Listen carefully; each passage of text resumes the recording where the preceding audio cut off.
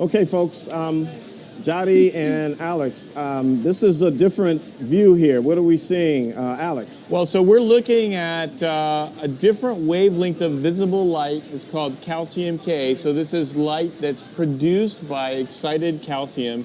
And this is showing us the sun as the moon is moving over it. In fact, if you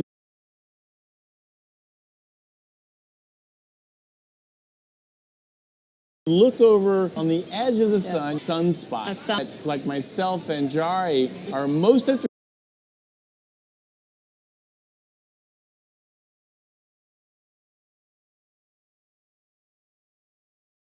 That's where solar originate from. In fact, the corona sunspots. Actually, this sunspot had a Right, and I believe this is coming from Carbondale. So that's now it's why is it purple? Is that what's the color? That's actually the light and bluish light, and so it comes out as a purple color. But it is a type of visible light. It's one we look.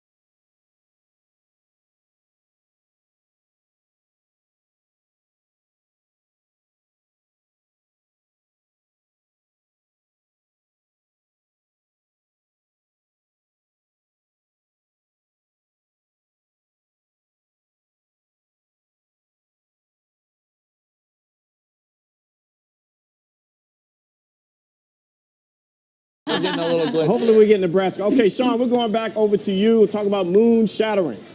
That's right, Dwayne. We've got some really incredible imagery for you. This is again from the GOES-16 weather satellite, just launched last year by NASA for our friends at NOAA.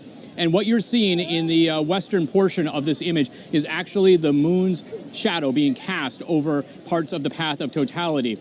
And of course, you see the cloud cover across the U.S. as well. And as I was telling you earlier, it's actually looking pretty good for most of the western parts of the U.S. that are in the path of totality.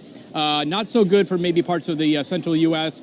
Where we've got some thunderstorm activity developing and expected to develop later today, this afternoon, for places like Nebraska, parts of Nebraska and Missouri and northern Illinois, so maybe north of Carbondale. And then gets better again as you see in terms of cloud cover as we move further east toward Charleston here. But here in Charleston, we still have some breaks in the cloud. Where the sun is, it's still obscured. But we are able to actually see some of the partial eclipse here in Charleston through some of the breaks in cloud. But again, really wanted to show you guys that imagery from GOES-16 satellite from NOAA showing you the moon's shadow actually being cast over parts of the western United States right now. With that, Dwayne, I'm going to hand it back over to you. Thanks, Sean. Now, as a reminder, our broadcast is tracking the total solar eclipse as it crosses the United States. It's moving along a path of totality. That's a 70-mile wide path sweeping across the entire nation.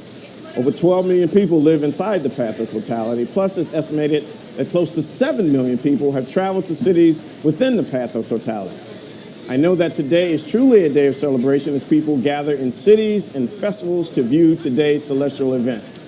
So let's get into the cultural impact here, guys. Alex, what's your take on the cultural impact of these eclipses? Well, you know, this is really such a fantastic opportunity to connect the nation and, in fact, the world with one of nature's most amazing celestial events. And this is something that we, as working at NASA, are really excited to be able to share. And in fact, we've even worked with some of our colleagues in other parts like the U.S. Postal Service. Yes, the U.S. Postal Service actually created a special stamp for this event. Right. So what I want to do, let's talk about the stamp. Sure. But Generate Charleston, Nebraska, the sunspots are gone, so let's go to Nebraska. Vince Whitfield, are you there?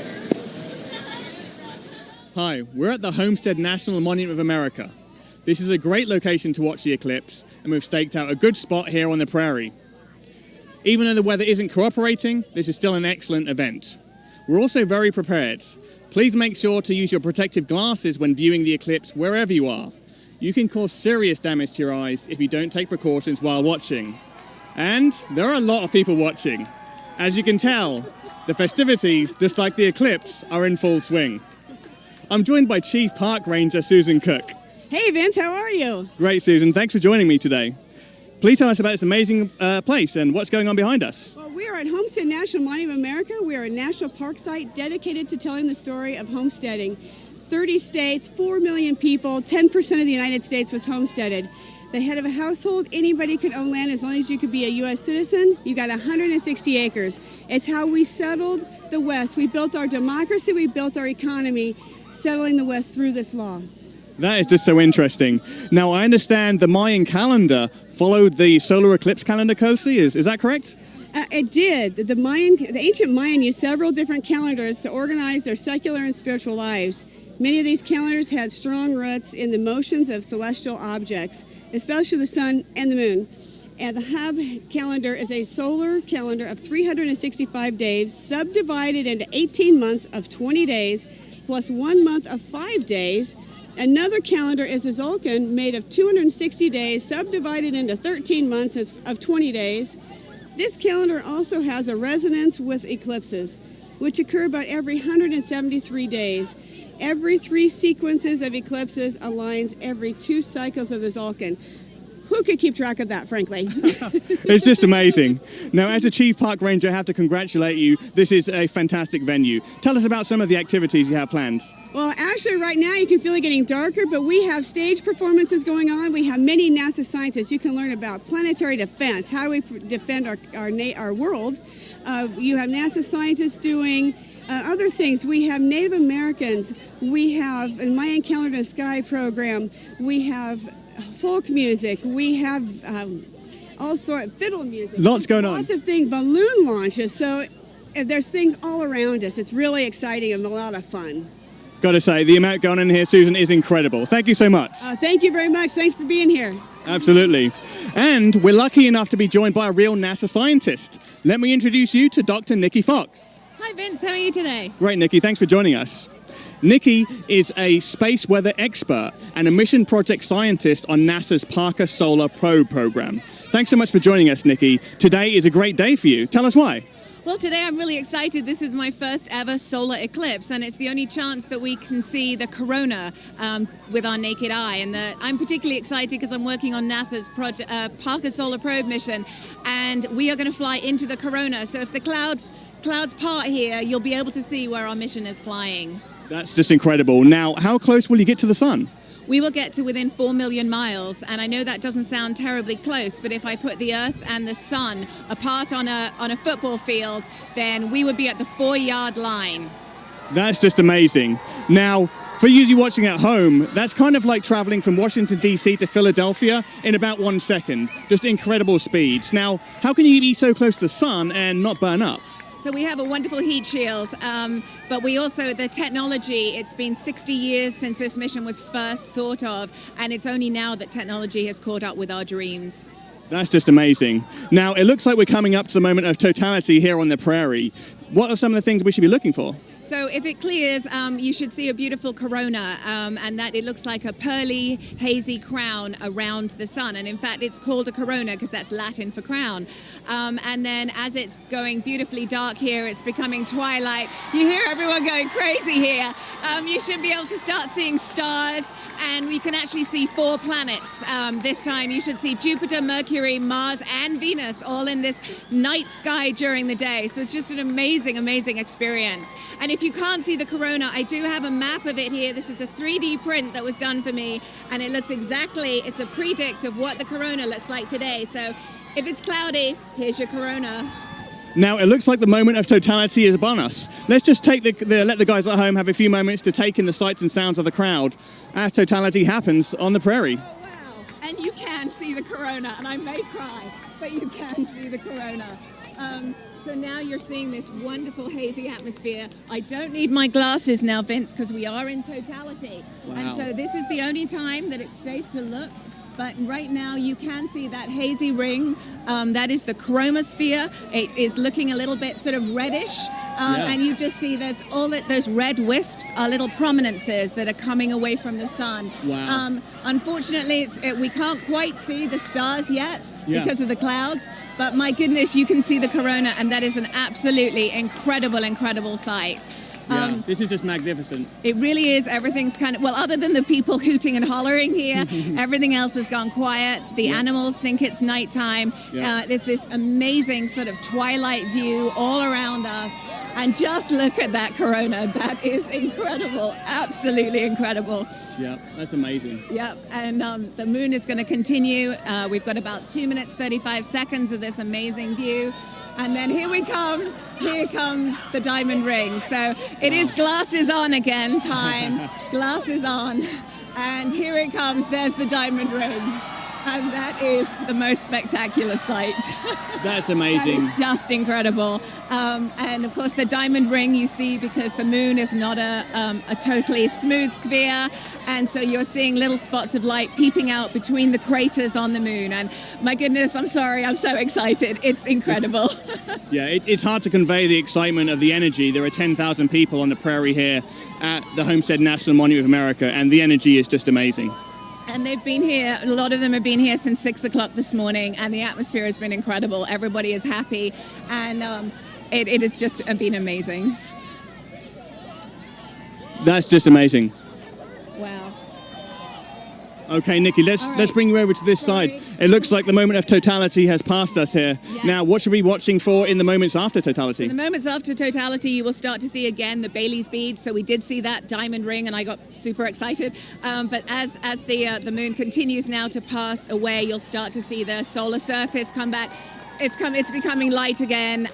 If we had any roosters here, they would actually be crowing. So it's just been it's amazing, and you'll start to see the sun coming back. And I don't know. I always think what it would have been like if you didn't know the sun was going to come back. You just thought it was disappearing, but here comes the sun again. So it's a wonderful day here on the prairie. That's wonderful, Nikki. What an amazing experience! Yes. Thanks so much for talking us through that. I wouldn't be anywhere else, Vince. Thank you. Thank you very much. What a great experience, everybody. That is amazing. Now, it looks like things are starting to calm down here on the prairie, but that doesn't mean the show is over. Our coverage of the path of totality continues across the entire path. So let's go ahead and send it back to NASA's Eclipse Central. Thank you, Vince. It was well worth the wait, my friend. We were a little delayed there, but my goodness. Jody, did you see that? I mean... That was amazing. Do you see that diamond ring? That was, it was even more prominent there. It was very prominent. You could see like the ray of light, like very nice, and the whole diamond around the whole surface. It was amazing. And Alex, it got really dark. I mean... It really did. That's actually enjoyed seeing them out on that prairie and seeing... It looked like she was in some sort of weird, strange light, and she was lit up, and everything behind her was dark. It was really cool. Fantastic. Nebraska, you rocking the house. We really appreciate that. But like Vince said, there's a lot more to come, and we got the International Space Station, don't forget. So, Jody, I want to go back. We had to bring in those images, but we were talking about, and you mentioned the stamp. Now, the United States Post Service, they do amazing work. They do. But they really outdid themselves this time. Go ahead and finish. They did. They actually created a special stamp for this event. It's actually a thermochromic stamp, which means that it gets activated by heat, and you're actually looking at it now in your images. This stamp, if you put your thumb into the center, it will actually make the moon surface appear, or any type of heat that you apply to it. It's an amazing stamp, and I got mine yesterday thanks to Dwayne. And it's thermochromic? Thermochromic, yes. Yes. Yeah. Oh, wow. It means it gets activated by the heat. Yeah, heat of your thumb, and I bet you they sold a lot of those stamps. Oh, they did. They sold out online originally right away. So it was quite a popular one. It's the first time the U.S. has ever used that type of ink. Okay, so we have seen some pretty cool images. Still got some more to come. Yeah. The diamond has been prominent. Let's go over to social and see how things are going. John. Thanks, Dwayne. We're continuing to look up here in Charleston, South Carolina, because there are some clouds here, and we're excited. Excitement we want to have here too as well. Just a couple of quick interesting things. This is the biggest live stream event ever measured on NASA.gov. The web traffic is accounting for 87% of all federal web traffic, which is pretty amazing, showing that people are really tuning into our broadcast here. As of 1:40 p.m., 4.4 million people in climbing were watching this broadcast. So the interest across the country is obvious here, and we're going to continue to show you some amazing live views. This one right here is, again, another photo of the space station taken by Bill Ingalls in Washington, one of our photographers here at NASA. Next thing, I have a video from another photographer, one of our other photographers, as the space station transits. You can see it there. If you're looking closely, you can see the space station transiting the sun during the partial eclipse. Pretty spectacular. Again, that's 250 miles per hour, that space station. You have to be, 250 miles above the Earth, 17,500 miles per hour. You have to be taking a lot of different shots pretty fast to capture that. So nice job, Joel. Okay, so let's go to Jefferson City. The moon shadow is continuing to pass over the United States in this remarkable celestial event. Our next stop on the path, as I said, of totality is Jefferson City, Missouri. We're going to hand off to meteorologist Eric Aldrich, who is a professor in atmospheric science at the University of Missouri. He has some special guests to help explain two important impacts solar activity can have on humans and the technologies we use. Over to you, Eric. Okay, thanks a lot. Yeah, we are live in Jefferson City, Missouri. Jefferson City is actually the state capital, and as you can see behind me, there's a lot of people that are here. It's been a whole weekend type of thing, Saturday, Sunday, and of course here on Monday, lots of family-friendly things. There's been corn mazes, there's been 5K runs, there's a lot of good food. Too bad you can't smell the food, but there's a lot of good food that's here as well, and just a very nice weekend. The weather has been perfect. We've had some showers and thunderstorms off to the west all morning. We've had a few high clouds kind of stream on in, but certainly things are looking really good. I am lucky to be joined here by two special people that are going to be talking about space weather and just how things work in space. Dr. Janet Kavandi, thank you so much. You are the director of the NASA Glenn Research Center in Cleveland. Right. You're also a three-time shuttle astronaut. That's right. And you are actually from Springfield, Missouri. I so am. Welcome home. Thank you. It's great to be back. Well, great. Yeah. So now, we've been talking a lot about safety, and obviously you don't want to look right up at the sun. Not without these. That's right. Right. And so we all have some, so that's good. But what about the astronauts that are up in space? Mm-hmm. What is there to help keep the astronauts safe from the solar radiation and so on and so forth? Well, for their eyes, we know that they know that certain windows they should not look out of because there's no protection. Other windows have protection on them that help shield their eyes. Mm-hmm. But also there's other kinds of radiation like protons that come from the sun, heavier particles that can cause damage to our cells. And we try to shield the astronauts as best we can because they're above the atmosphere. We're shielded here by the atmosphere quite a bit. Right. But above that, you don't have that natural shielding. So we have to do it with metal in the vehicle and then some water bags around the sleep station so that they can sleep surrounded by water, and that also helps absorb some of that radiation. Okay. Now, we also are kind of excited about space communications, and that's certainly another special research area. And so also with me here today is Dr. Tamitha Skov. Now, you're from the Aerospace Corporation in Los Angeles, so welcome to Central Missouri. Thank you. Now, you're also a space meteorologist, Yes. and you are also referred to as the space weather woman. I am. Right? So I've been intrigued by this. What exactly does a space weather woman do? Well, most people don't realize that the sun actually has its own unique weather that comes from it. And those solar eruptions that come from the sun, they actually hit Earth and cause issues for us. So I actually do a weekly broadcast, weather predictions, just like you do, like a meteorologist, that talks about when these events hit Earth and the types of issues that they cause for things like communications, like GPS and other systems. Okay, now we're just about 15 seconds away, actually, I believe, Yes, from we gotta totality. put our glasses on. So we're going to put our glasses on. You can hear the crowd cheering in the background, and it is getting dark. We're getting close to Bailey Beads. Here we go. We're almost at totality. And you can see the here we Bailey go. Beads. There's almost the diamond ring right there. And there we go. I think we're at totality. So now you can take your glasses off. That is amazing. Listen to that. You can actually see the corona a little bit even through the clouds. That is incredible. Now, Dr. Cavande, you've been in space. You've seen numerous sunrises and sunsets from the space shuttle. How does this event compare? Oh, this is completely different than anything I've seen before. I never saw an eclipse. I've seen a partial, but nothing like this. This is really unique and nothing like I saw in space. Space has its really cool visuals, but this is really amazing. You know, and I'm starting to hear the crickets. They're starting to come on out. Obviously, the street lamps. This is just amazing. Now, I'm also looking up to try to find the Big Dipper and some of the other stars, some of the other planets. Not for the clouds, likely. Right. And I'm like I'm really mesmerized by this. This is a spectacular event. We've had several solar storms that have been launched, and some of them have been launched from the left side of the sun. So we're actually seeing a difference from what the corona looked like in our predictions to what it looks like now. And then on top of that, we have ham radio operators all over the state right now who are making contacts that they haven't been able to make because the upper atmosphere is just all turbulent right now, and it affects the communication signals. So we've got GPS operators and ham radio operators doing a ton of science, and it's just it's overwhelming. This is amazing. Now, my team of atmospheric science researchers from the University of Missouri, they are actually sending up weather balloons here this afternoon to try to figure out how the weather is changing at certain height levels. And actually, here's a map of the solar radiation throughout the state of Missouri, and you can kind of see how much solar radiation is hitting the surface of the earth here in Missouri. Just interesting.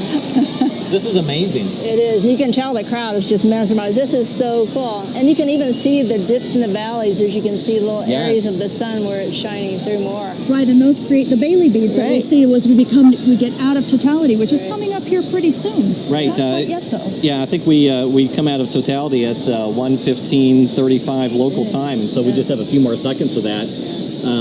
Absolutely an amazing event. And again, we're so lucky that some of these high clouds were able to kind of fall apart a little bit so we could experience this. For us, yes. And I can't believe we can actually see the corona through the clouds. Great. Okay, that's the air horn.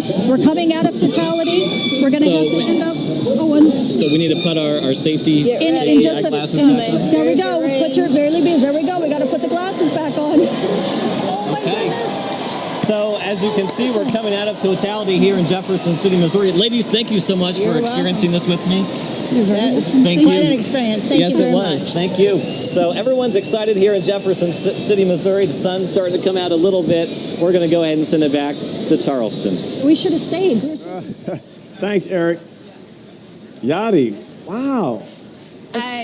It's an amazing, I get goosebumps every time I see this. And so I cannot imagine how it's going to be, when we actually see it here in South Carolina. I mean, so Alex, I'm speechless, man. I mean, as a scientist, you got to love this stuff, right? Oh my God, and it's so great to hear that. I love hearing an experienced astronaut talk about how overwhelming it is, given the amazing things that she has seen, but also to hear my colleague, Tamitha Scove, who is also a heliophysicist and a space weather expert.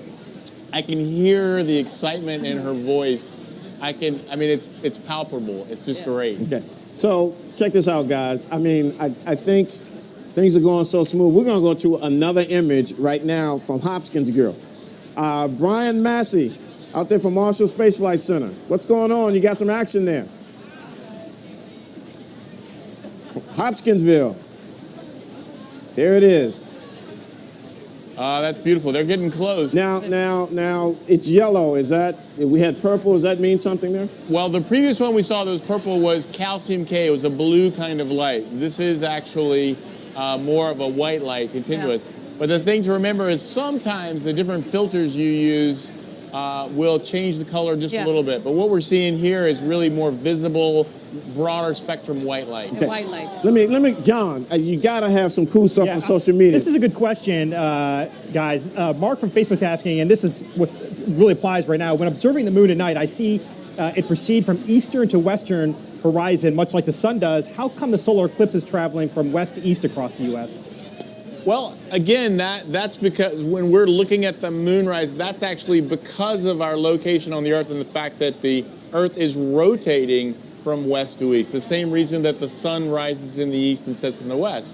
But the moon itself is moving in the same direction the Earth is rotating, and it's casting that shadow down on the Earth, and that is moving in the direction that both the moon is orbiting and the Earth is rotating. So from west to east. Okay, so the total eclipse has now passed over half the country. It's currently over Illinois, and I think we're going to have some views coming up shortly, but what I really want to do here, guys, is this has been really incredible. I want to give a shout out to the College of Charleston. Make some noise.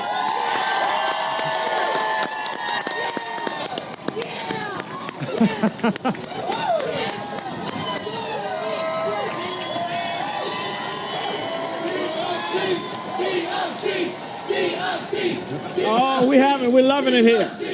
So now we've got live video coming to us from Hopkinsville, Kentucky. It's a small town that's known for southern hospitality like Charleston, and it's also a prime spot for viewing this total solar eclipse. Hopkinsville is the city with the longest duration of the total solar eclipse for a total of 2 minutes and 40 seconds of totality.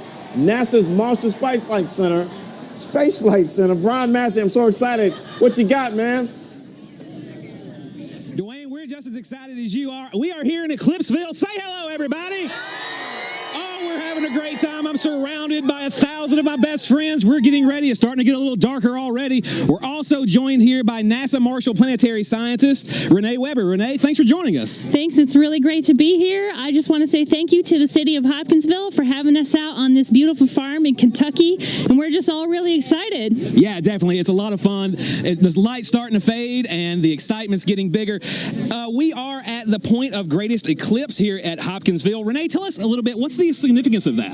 Well, the point of greatest eclipse is actually a point in time when the axis of the moon's shadow is pointed most directly towards the center of the Earth. Great. So we are at the point on the surface of the Earth where that time occurs. Exactly. The shadow will actually be more circular here than anywhere else in the country, correct? That's right. And it's getting really dim, and we are just so close. It's incredible. Yeah, this is amazing. We can't wait to break out in the darkness. We've got our glasses out. We've been looking up at it. You can see now on the screen our live telescope view, and this is just amazing. Everybody is really enjoying it. We've got people from all over Kentucky, people from all over the world have joined us here, as this is Eclipseville, USA, and we are just a few minutes away from totality. But before we get to that point, Renee, tell us, you're a planetary scientist and you specialize in the moon, a lunar scientist. How does the eclipse really speak to what you do? Well, it is pretty cool to look up there, and when you're seeing that sun get dimmer and dimmer, it's because the moon is up there. Right. And I like to tell everyone that you're really looking at the moon when you're watching a solar eclipse, and it's just getting dim, and it's starting to get a lot cooler too. Yeah, it's incredible. Crazy. This is my first solar eclipse. Renee, have you ever experienced one? This is my first total eclipse too. I've seen partial eclipses, but I've never had a chance to see totality before, and I'm just so excited. It's amazing. The light is starting to fade as the moon steps in front of the sun here, and it's already just a really eerie feeling here, getting dark in the middle of the day, but we're really excited about it, and we're just a few seconds away. I've lost my counter, but I'm going to look back at the sun while I still have the opportunity. Wow, that is absolutely amazing. We're down to just a thin sliver of the sun. Renee, what do you think about this? I can't believe it. It looks incredible, and it really is starting to get dim, and nobody even needs their sunglasses, just your eclipse glasses, and you can see that beautiful crescent sun. Wow, this is absolutely amazing. We're just really looking forward to that for a chance. We got no clouds here in the sky, and you can see some airplanes up there, but that sun is just getting smaller and smaller. Yeah, it's definitely a Hopkinsville, Kentucky Chamber of Commerce sponsored day here in Eclipseville. There's not a cloud in the sky, and it's amazing how it's gotten so much cooler here since the sun started covering up started being covered. Yeah, it's nice to have a break from that hot southern sun. Yeah, definitely. We've been sweating it out a couple days here in Hopkinsville getting ready for this.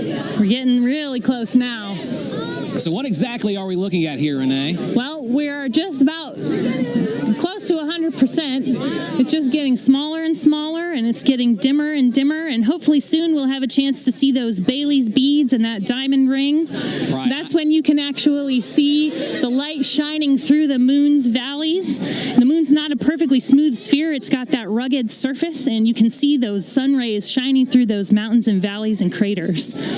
Wow. It's looking like we're about 1 minute out now, and it's just getting smaller and smaller. Wow, this is amazing. The crowd's getting really excited too.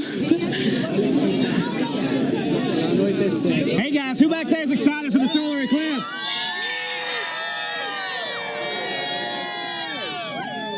Wow, it's getting closer. Wow. It's just getting really close to nighttime. It's incredible. It's like very dim. Definitely it feels like dawn or dusk here in Hopkinsville right now as it's getting closer.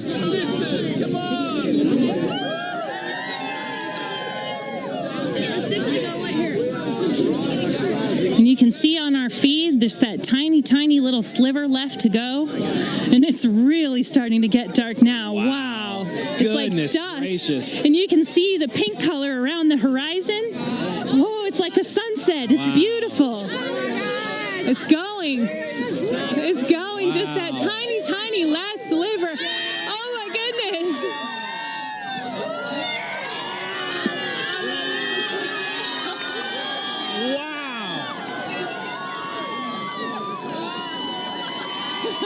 And we are in total solar eclipse, and this is absolutely breathtaking. Yeah, you can see the corona, that beautiful white wispy crown coming out from the sun in all directions. And we can see airplanes, and I think I see Jupiter in the sky over there. I think I can see Jupiter.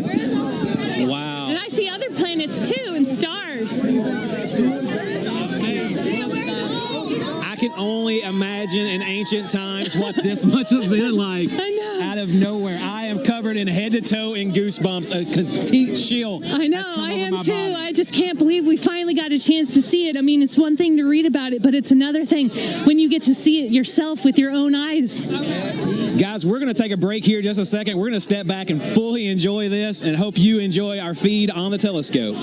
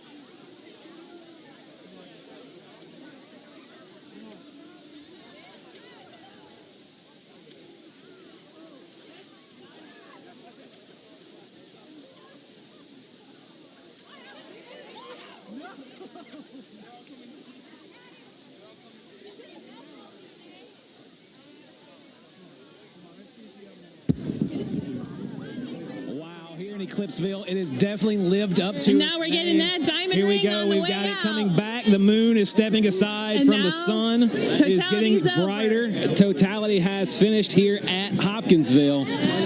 Wow, that was absolutely amazing, Renee. Can you even try to put it in words? I can. I mean, I just have goosebumps all over my body. Wow, this is amazing. We can see the birds flying around in the We can distance. see the sun starting to come out, and it's getting bright again. This is amazing. It's really a once-in-a-lifetime opportunity. Yeah, Until the definitely. next eclipse Yeah, that we'll exactly. have only 6 years away. We get to see it again. Wow, we'll be there. Yeah. We will be making Without our a way. doubt. I think I'm hooked. I'm an addict. We have sat in meetings preparing for this for the last 2 or 3 months, and now that it's actually here, it's completely 100% lived up to its billing, and I can't imagine, I can't believe what just happened. It was just amazing. We were so worried about the weather and the the broadcast and making sure our telescope was set up and everything went smooth, and we just had a blast. Wow, this has been absolutely amazing. Folks, we have really enjoyed it. It's been a great time here at Hopkinsville, here at Eclipseville, USA. Now time for us to send it back to Clarksville, Tennessee, where our good friend Chris Blair is standing by for their reaction to the eclipse. Chris?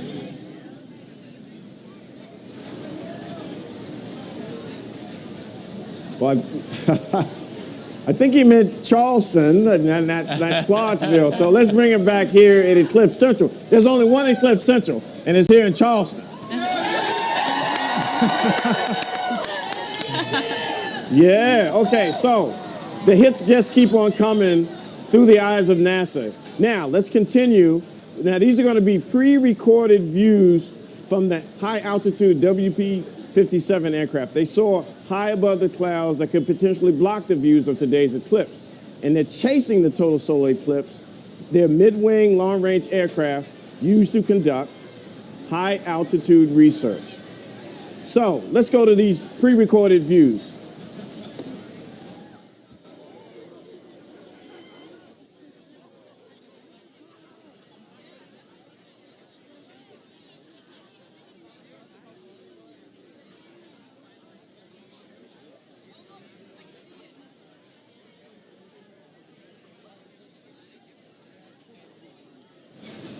Yeah. Yeah. Okay. Yeah. What are we seeing here, Alex? So right now we're looking at these specially fitted cameras. They're on the nose cone of the WB-57, and these are designed to look at the corona, and they're also designed to look at Mercury. They're taking thousands of images every minute and processing this data to give us an extended view, because up there at 50,000 feet, it's 20 to 30 times darker than it is here on the Earth.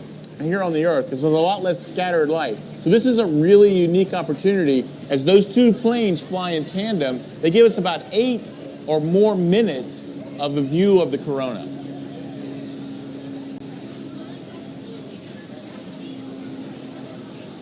Now, the other thing they're actually looking at is, because they're so high up, it's very cold, and that allows them to take infrared observations. And in this case, Mercury is very close to the sun, and they can take infrared observations of Mercury to see the temperature change as Mercury is rotating. That's amazing. So we're going to come back with that. But let's go, now let's go to Clarksville and see what's going on there.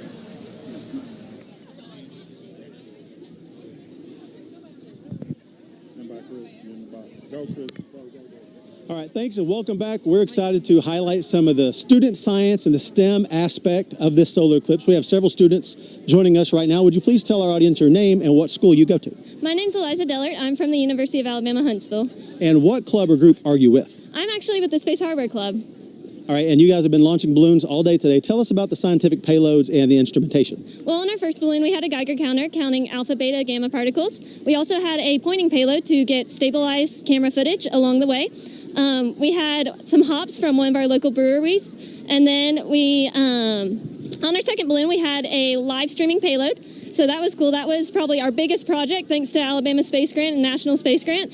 And so we were really excited with all of our experiments. They went really well. Excellent. Well, we're glad you came here to do this. We appreciate it. I appreciate it. Thank you. And so that's University of Alabama in Huntsville. And so we also have another student joining us from the Space Camp, U.S. Space and Rocket Center in Huntsville, Alabama. Tell our audience, please, your name. And I just said who you're with. So tell us your name, please. I'm Stephanie Bonifield. I'm from Pittsburgh, Pennsylvania. And you're with the Space Camp all weekend long to get Eclipse stuff, what the Eclipse will experience, and a lot of everybody like burning their retinas. And what experiments we'll be doing. We set up the shadow band box here that are out of the shot, but we recorded, hopefully, some interesting data about what was happening during totality. So that's pretty cool. So you guys will go back and go over that data a little bit. Tell us about the students. Where are they from? It's not just students from Alabama. No, yeah, we have students from all over the country and even all over the world. We have students just in my team who are from like Spain. We've got someone from Norway. All over the world. It's crazy. There's a girl in another group who's from Mexico and a boy from Mexico, and they were like talking to each other in in Spanish the other day, and that was really neat, just meeting other people from other cultures. So you really get a neat experience at camp. Absolutely. Education is global. And so lastly with you, give us your first reaction to viewing the solar eclipse. It's just really crazy. It is daylight here, and it was daylight before, and then the eclipse kind of comes in slow, and it's just like a glowing ring in the sky. It's incredible. It's so hard to explain. And then the lighting, it's not like dark like at night. It's like this kind of almost eerie sort of ambient lighting. And there's a sunset everywhere. And then after totality, like right after. It was like somebody turned daylight back on. The moon just moves away and it's light again. It's really awesome. No, absolutely. It's exactly what happened. So thanks. We appreciate your time. Thanks a lot. So we got one more student joining us. It's from the Inspire Project. Please tell us your name and what school you attend. I am Robert Allsbrooks, and I attend Chesapeake Math and IT Academy in Maryland. And tell us a little bit about the science experiments and research you were working on while you were here. I was working with the balloons, and I was also working with the shadow bands and the ham radio. All right. And how about your first reaction to the solar eclipse? It was just amazing. When I saw the sun go away, and it almost went pitch black, and I just looked up, and it was just a ring around the sun, and it was amazing. That's all I have to say. I appreciate it. Thanks a lot. Thank you. On behalf of everyone here at Austin Peay State University and NASA's Marshall Space Flight Center, thanks for letting us be a small part of this wonderful event. Right now, let's go back live for continuing coverage of this eclipse from Charleston. Thank you. We are having a great time here at the College of Charleston, but we've got more images coming here and the International Space Station later. Let's get some images coming in from the Great Smoky Mountains, one of the largest national parks east of Rocky Mountain.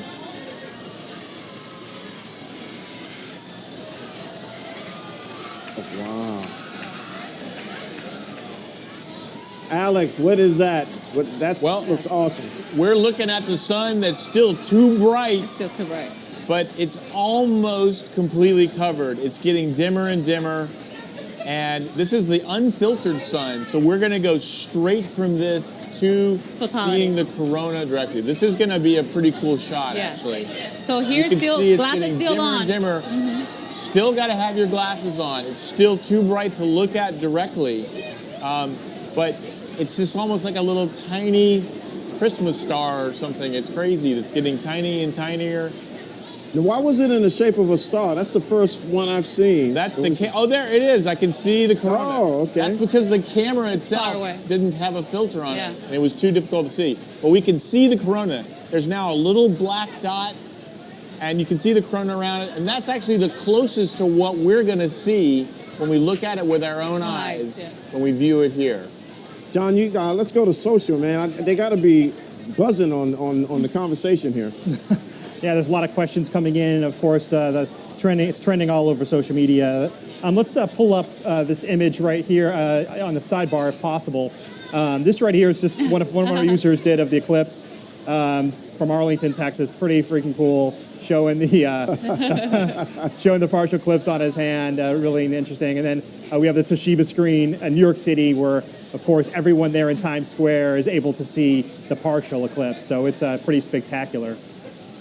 Views coming in. And we do have a few questions. I'd like to just try to get a couple in. Is it okay to see a solar eclipse in selfie mode? I see a lot of people, there's students out here, and students like to take selfies. Is that without glasses? Is that okay to do? Actually, it is if the sun's especially behind you, because if you're looking down, the sun's behind you, and you've got it in selfie mode, that actually will protect your eyes. Again, the main thing is you do not want to have it pointed directly at the sun so that you might move away and see it with your unprotected eyes. Yes. So let me use this opportunity to talk about safety reminders too, about just making sure, like you just said, it's the overall view. You know, if you're in the partial solar eclipse, make sure that you always have your glasses on to look at the sun. The only time that is safe to take out the glasses is when you're all completely, like the moon completely blocks the surface of the sun in totality. As soon as you see that diamond ring effect, that's the timing to actually put back your glasses to look back at that amazing event. And John, let's get one more social question before we go to the next phase here. We're just having too much fun here. Starting to get cold and dark here too in Charleston. This is I think this is pretty obvious by all of us outside right here, but is it safe to be outside during the eclipse as long as you don't look directly at the sun? Absolutely. There's nothing different. We're just having less sunlight shining down on us, but there's no real difference, and it's absolutely safe to be outside. And we, of course, as long as you're safe, encourage that. Yeah, go outside and watch this event. Okay. All right, here we go. So let's talk about exoplanets. A solar eclipse is a special kind of transit or movement of astronomical body that passes in front of another. And if you've been watching along with us, you know NASA is using today's transit to further study the sun. We use similar transits to study planets outside of our solar system, or as I said, exoplanets, as they pass in front of their distant star.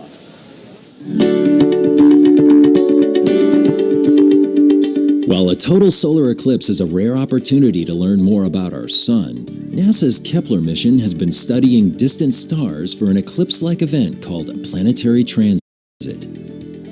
Using a space-based telescope, scientists from Ames Research Center have been measuring the changes in the brightness of stars as their planets orbit or transit in front of them. Kepler has confirmed more than 2,500 exoplanets, or planets beyond our solar system. Many of these are similar to Earth in size and distance from their sun. Studies using Kepler data have revealed a vast range of planet types and sizes, and future discoveries could help enable the search for life in the galaxy. Another major effort at NASA Ames to use eclipses to study stars in deep space is called SOFIA, or the Stratospheric Observatory for Infrared Astronomy. SOFIA is a modified Boeing 747 SP aircraft that makes celestial observations in the infrared part of the electromagnetic spectrum. Flying up to 45,000 feet, SOFIA operates above 99% of the Earth's water vapor that absorbs most of the infrared light from space. One example of SOFIA's unique qualities as an airborne observatory occurred when researchers recorded infrared imagery of Pluto as it eclipsed a distant star. What we learn from missions like Kepler and SOFIA could help us to better understand the mysteries of our sun, our galaxy, and our place within it.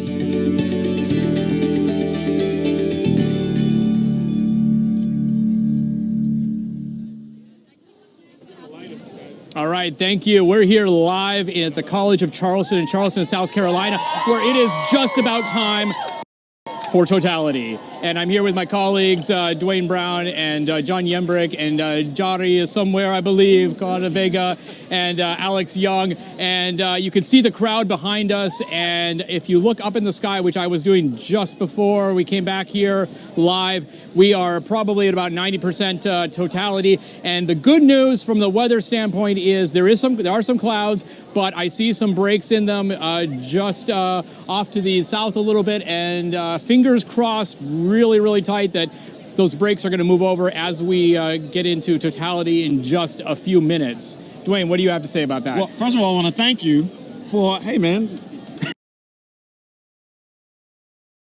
we got something. You are the man. You are the man. This is exciting. We've got our glasses. We got our scientist Johnny. Come on, get in here, and Alex here. So we're excited here. The college, make some more noise, College of Charleston. Yeah. We are having a ball here. There's still a lot more here through the eyes of NASA. We got the International Space Station coming up. You don't want to miss it. Now here we go here. Safety glasses on, guys.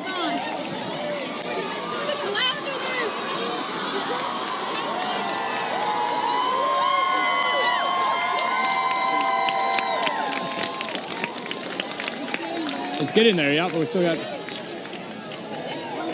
maybe a few more minutes to go till totality, but you can see, look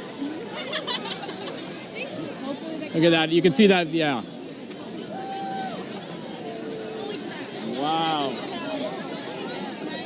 Johnny, you know, even with the clouds, we can still see it. It's pretty good, right?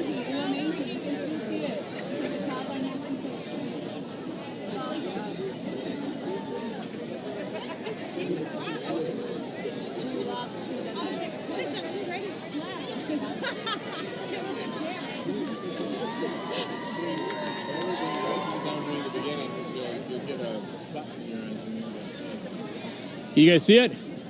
Yeah. A little bit. All right. I think we got some breakings in clouds. I can see. We got a couple minutes. We still got about 3.5 minutes left. Guys, this is amazing, right? This is amazing.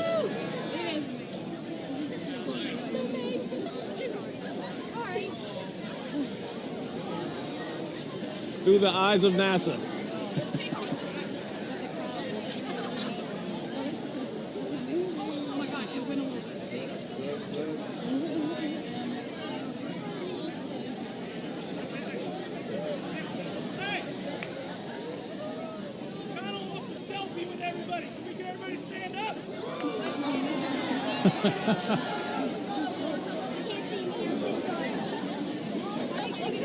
College of Charleston is getting a large selfie with the students and faculty and everyone here. 2.5 minutes left. 2.5 minutes.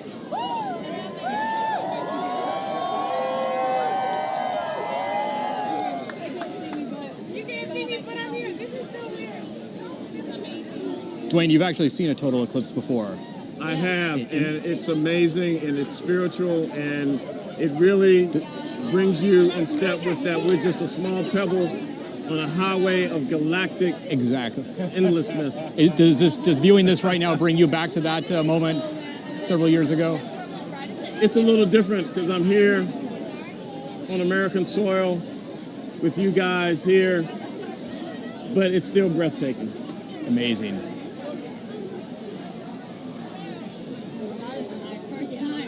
Yeah.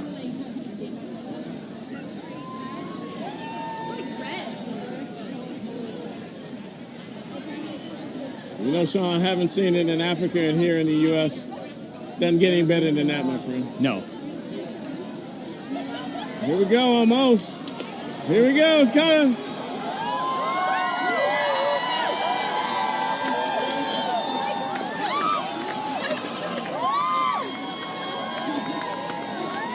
Johnny, what is it there? Is it there yet? No, it's hard to tell. I think that was just some cloud cover.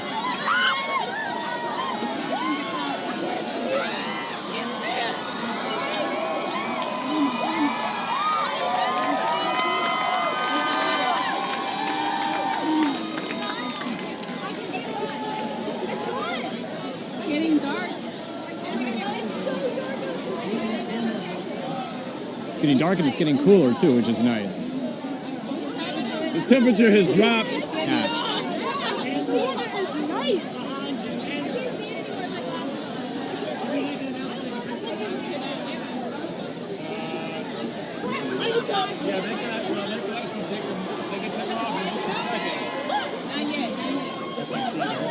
They probably could because of the clouds,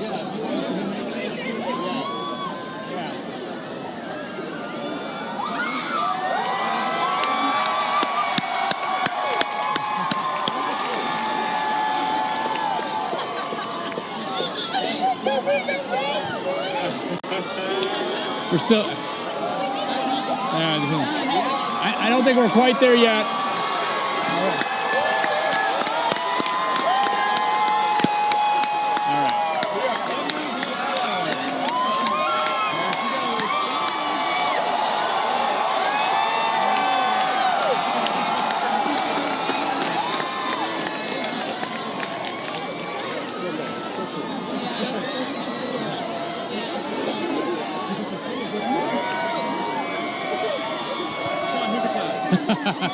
We've got some patches of blue just a little ways away.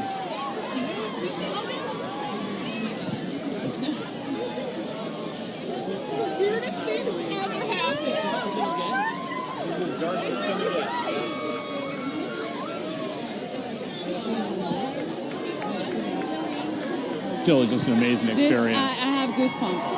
Like, this is... Yeah, you've done... It is safe to remove your glasses and look at the total eclipse. You may remove your glasses.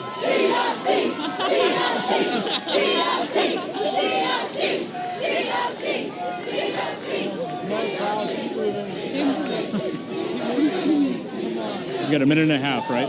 Yeah. Totality. A minute and a half of totality. So we have... Once again, it is safe to remove your glasses and look at the total eclipse.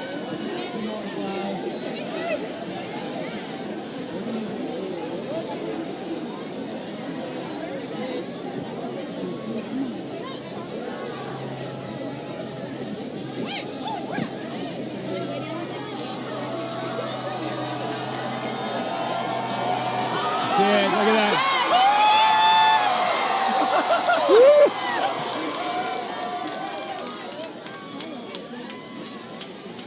It's over. Totality's over. Yeah, that's it. Wow. Put the glasses back on now. Glasses back on. Yep.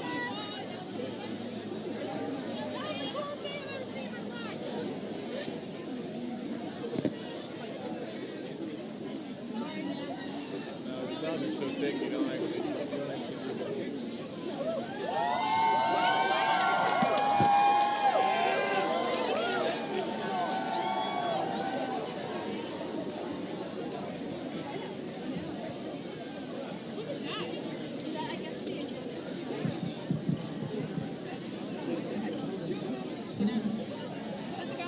please replace your glasses. You need to put your glasses back on to view the sun now. Please replace your glasses. You must be wearing your glasses to look at the sun.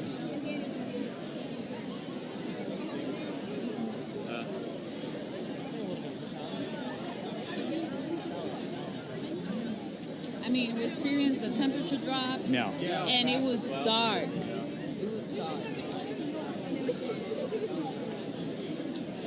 2024. Yep. Ready for the next one. We got IFB in your ear, Sean.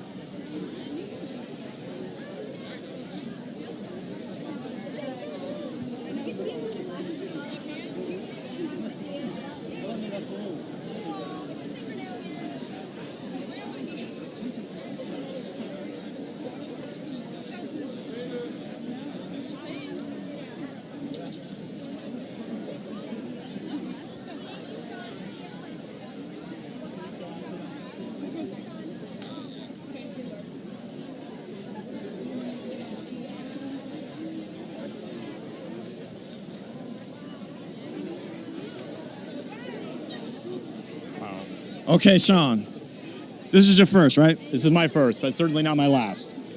How did it feel? Amazing. You said it yourself, Dwayne. This is amazing. That's the only word to really describe it. Even though we had the clouds, it was just an incredible experience. We got to experience the darkness. We got to experience the temperature drop. We got to see it in, kind of moving in and out between the clouds. But most importantly, we got to experience the energy and the enthusiasm that we feel all around us here today. Well, this team in the city of Charleston, well, thank you. We had some iffy weather, but you made it happen, man. Yeah, well, thank you. And you don't know that happened. I've been also monitoring for possible thunderstorms, which we've been having just up to the north in places like North Charleston, Goose Creek. Luckily, because of a sea breeze pushing the moisture that's been allowing these clouds to develop, moisture coming in from the Atlantic, that sea breeze has been pushing those thunderstorms inland a little bit. So even though we still have some cloud cover here, we have been very lucky not to have any rain or thunderstorms like we had yesterday at this time. You are really a true meteorologist, my friend. Johnny! Hey, Johnny! Okay, space weather expert extraordinaire. How was it? It was amazing. Like Sean said, even though that we couldn't see it, consider the solar corona, which, is what I really, really wanted to see. We experienced, the darkness and the change in temperature, and also, the energy of the students. We even started hugging up because we were so excited. It has been an amazing experience. So the next one, 2024. Hey, Alex. Gotta feel good, man. This was fantastic, and it was also a big tease for the next one because, man, I want to do this again. I could feel that shadow overhead. I could see the light and the horizon all the way around, feeling the change in the temperatures, even seeing the clouds themselves moving differently as that shadow hit overhead. It was fantastic. It was palpable, man. I could just feel the energy around here, and I want more of this. Well, let's hear what the country and all of this in Charleston. Let's go to social media. Over to you, John. Yeah, the reactions across the entire nation have been huge. We have, actually, if you're watching at home, some of our streams actually went down only because the fact that, there was just so much traffic on it. Of course, we were broadcasting this all over the country. I want to show up on our some of our graphics here, some really cool things, the photos that we have here, some crescent-shaped shadows in Seattle, Washington, taken by Logan Johnson. This is a pretty interesting image that you haven't really seen anywhere else. The next one here is a totality view from Idaho Falls. This is David Cantillo. Just some spectacular images coming in from all over. You know, people are sending us stuff using the various hashtags out there. Eclipse 2017, which is our hashtag, Solar Eclipse 2017, which is trending on Twitter and other places. And of course, we're reading a lot of this stuff coming in too. We're seeing and reading your reactions. Some of it is just really shows the amount of how it really impacts people.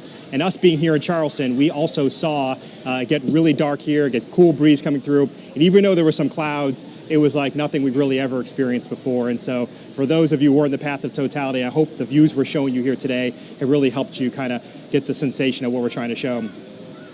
And here's this last one here is a 99.5 near totality nerds here in Boise, Idaho, checking it out. One of our photos there.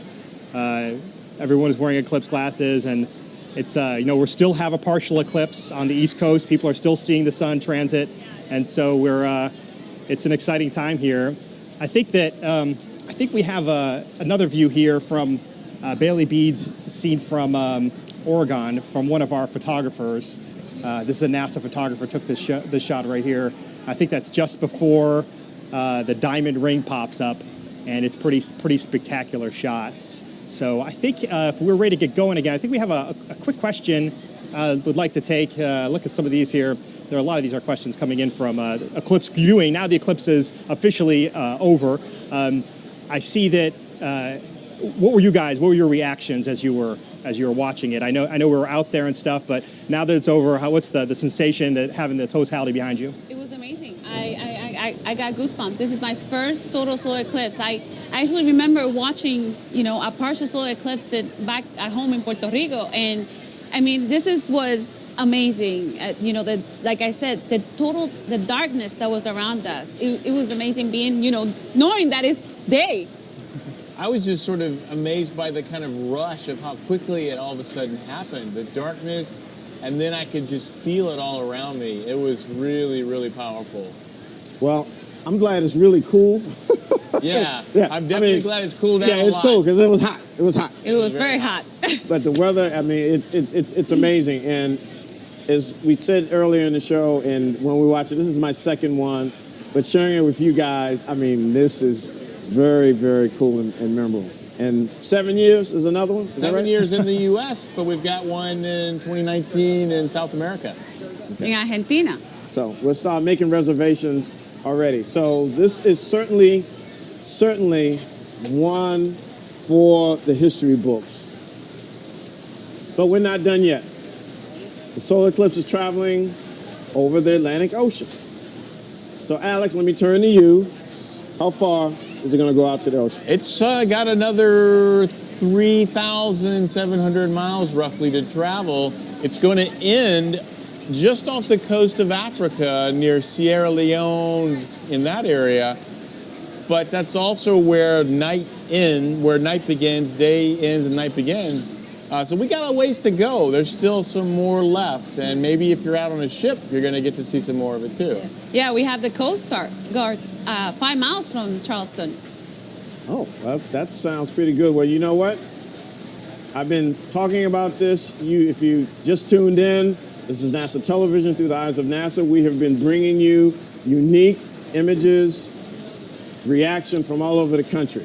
But now in 30 minutes, we'll be bringing you a view from one place no one else can go, the International Space Station.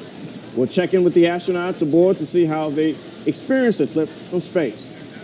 Here in Charleston, we will continue to see a partial solar eclipse for about 90 minutes or so. And remember to continue to use safe wearing, viewing, glasses, methods, and everything in between. Safety, safety, safety. Now we're going to my colleague, Karen Fox. Hey, Karen, who's out in the field getting more reaction. There she is. We have been having a ball out here on the quad at the College of Charleston.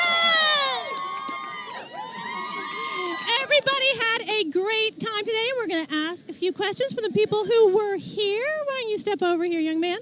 Tell me your name. My name is Josh Petro. And what year are you? I'm actually a second year here. So did you come to Charleston College, the College of Charleston, just to see this eclipse? Like, is that why you chose to matriculate here? Oh, absolutely. No, to be honest, I love this school, and the eclipse, I've been studying the sky since I was probably 9, since I could read. I'd take out astronomy books. So this is just once in a lifetime, honestly. It's amazing. So tell me about it. What did you experience when you watched the eclipse? What did it feel like for you? It was just like, wow, this is what you read in books. This is the kind of thing that you think, wow, if that happened to me, I don't even know what I'd do. And it happened. It's fantastic here. So I have one more question. You said you've been studying space since you were young. What are you majoring in now? Are you studying science? Actually, the plan was to do a double major of astronomy and physics, and hopefully maybe do some of that work myself one day. Awesome. Come work with NASA. We'll look for you. Thank you so much. Thank you very much. All right. Let's find somebody else. You want to come on up? Come on over. Sure. Tell me your name. Oh, my name is Amanda Anium. I'm a rising junior in the Honors College at CFC. I'm sorry, no, you didn't ask that, but... But I was going to. That was exactly what I was going to ask. You're like a mind reader. Do you know what my next question's going to be? How was my experience? It was amazing. I felt a total unity with the world. I did. That is fantastic.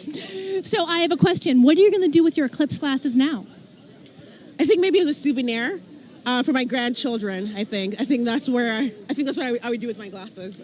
You're going to be like, let me tell you, kids, this is where I was on August 21st, 2017. Yeah, exactly. Yeah, she summed it up pretty well.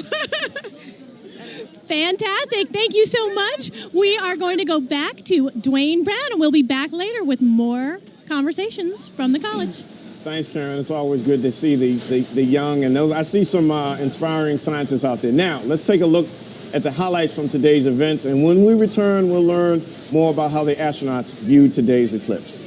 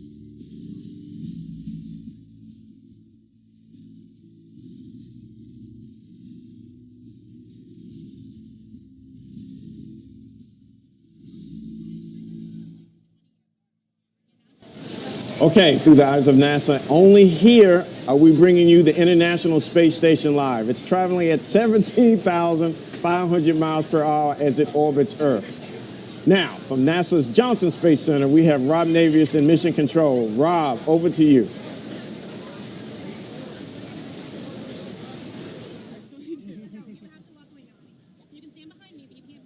Welcome to Mission Control here in Houston. About 40 minutes ago, the 6 residents of the International Space Station flew over southern Canada, south of Hudson Bay, at an altitude of 252 statute miles, with a very, very unique view of today's solar eclipse.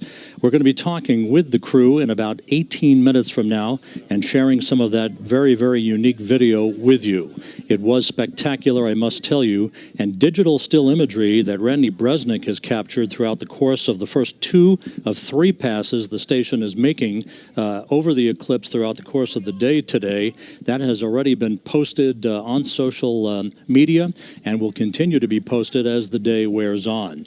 But we're looking very much forward to talking to the crew and getting their impressions and thoughts as they passed over the eclipse just about 40 minutes or so ago. So we'll be back to you in just a few minutes with the crew of Expedition 52 aboard the International Space Station. For now, back to you in Charleston, Dwayne. Thank you, Rob. And coming up later in the show, we'll have another unique eclipse view from space. We'll have imagery from NASA's Solar Dynamics Observatory. It's also about to see an eclipse. So, SDO, Solar Dynamics Observatory. Alex, tell us a little bit about SDO. Well, SDO is one of NASA's heliophysics fleet. It gives us an unprecedented view of the sun, incredible detail, incredible time and spatial resolution. It shows us 10 different wavelengths of light at the same time. showing us in mostly extreme ultraviolet light the sun's outer atmosphere, corona and chromosphere, where we can see all of the dynamic phenomena that's happening. It is putting down almost 2 terabytes of data a day, giving us these unbelievable views of solar eruptions, solar prominences, solar flares, and all of the activity in the sun that drives space weather, what Yari spends her days studying. I mean, it's just an amazing mission because it lets you see in so much higher resolution the images from the sun that you can actually understand the origins of space weather and those solar flares, the corona's mass ejections. I mean, put it in perspective, it's like downloading more than 1 million pictures a day. That's how much data.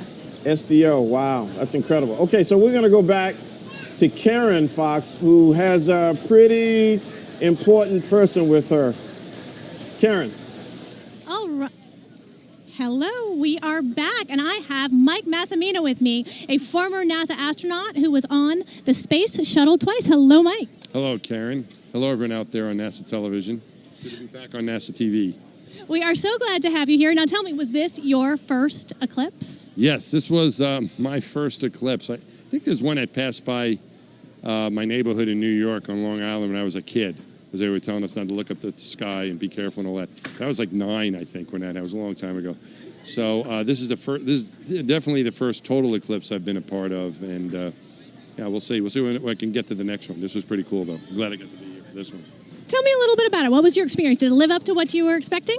Yeah, well, I mean, there was certainly a lot of excitement. It was, it came right at the right time. I think all the science assets and resources that were out there trying to collect data and study the sun, that all went well. A lot of excitement throughout the country. A little bit too much cloud coverage here, though, in South Carolina. So, we maybe could have gotten a better view, but it could have been a lot worse, too. I think there are other parts of the country that got clobbered a little bit worse from the weather. But it was really cool to be here, and it got cooler. I could see it, and I could feel it with the temperature, and I could hear it with the excitement of predominantly a student crowd that we had here at the College of Charleston.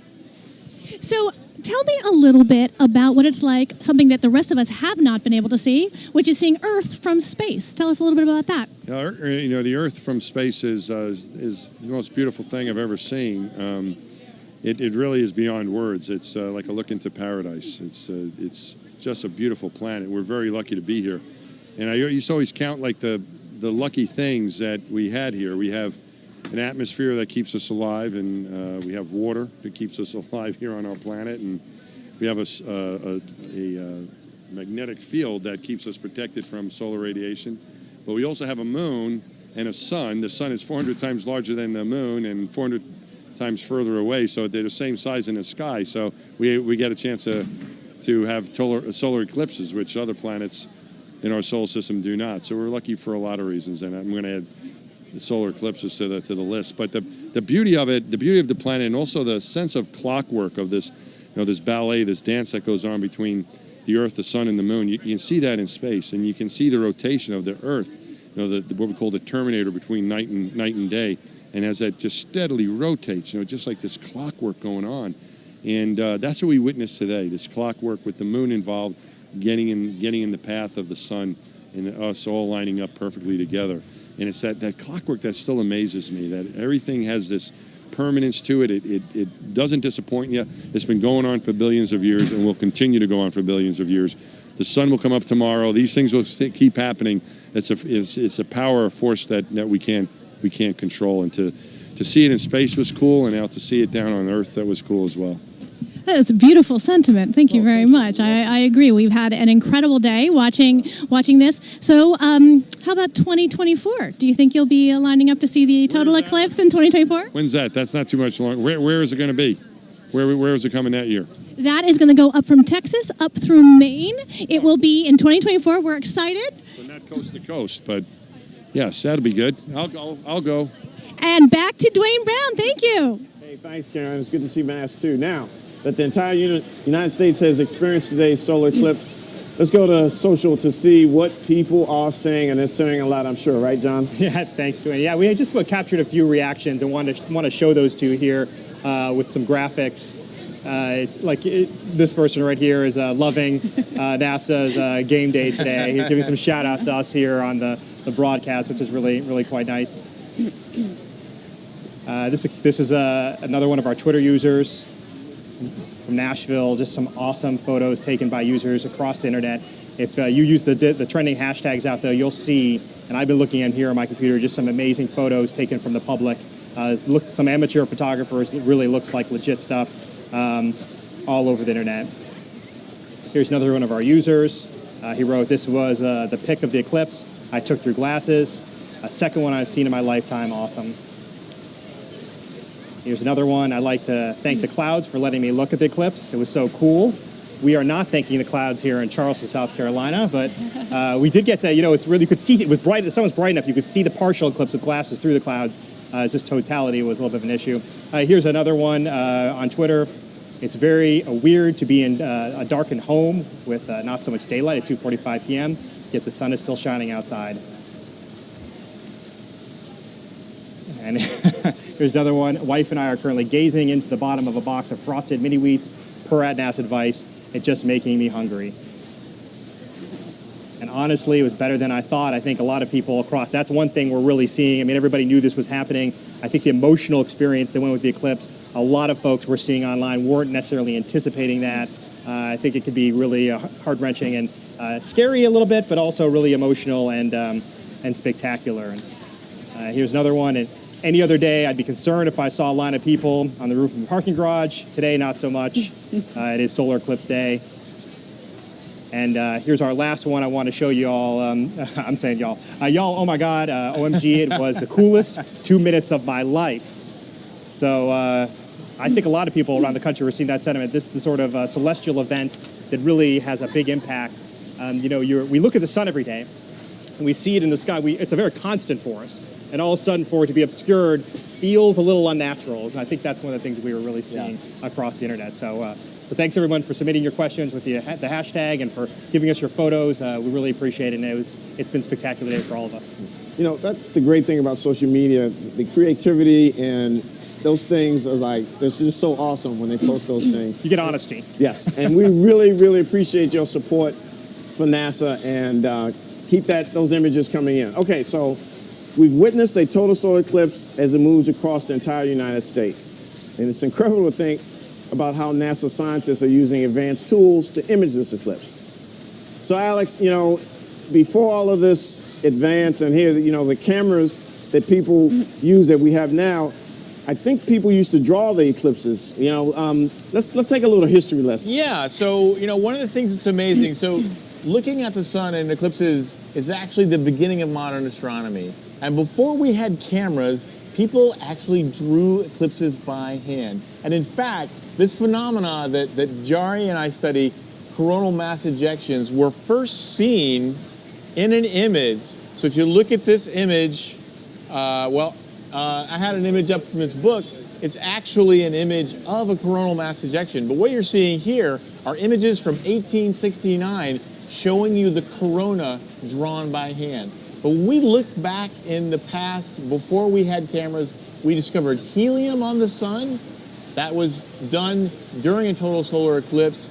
We discovered the outer atmosphere was hot, and we even were verified general relativity in 1919. Yes. And the image that Alex was going to show you in the book is actually 100 years before we can actually see it with a satellite. Isn't that amazing?